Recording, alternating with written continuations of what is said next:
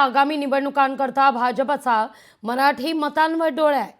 मुंबई महानगरपालिका निवडणुकीकरता भाजपची रणनीती आहे। गणेशोत्सवाच्या निमित्तानं भाजप मराठी मतांची मोड बांधेल।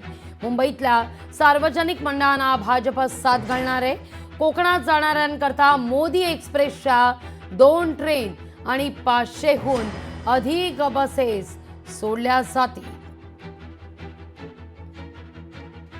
अधिक माहिती घेऊया आपले प्रतिनिधी चेतन ननावरे यांच्याकडून। चेतन, काय अधिक माहिती या सगळ्या संदर्भात?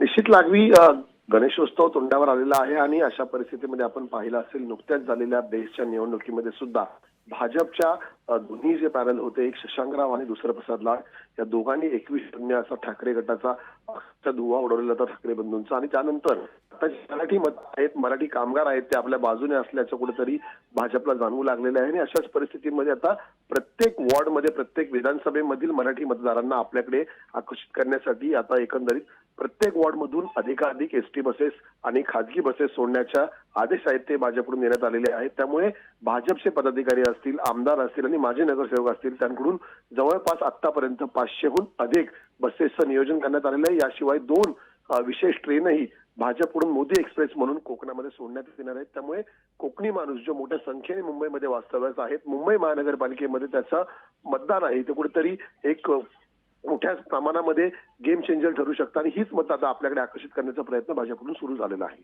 लागवी अगदी चेतन, तुर्तास धन्यवाद तुम्ही दिलेल्या एकूणाचे सविस्तर माहिती करता।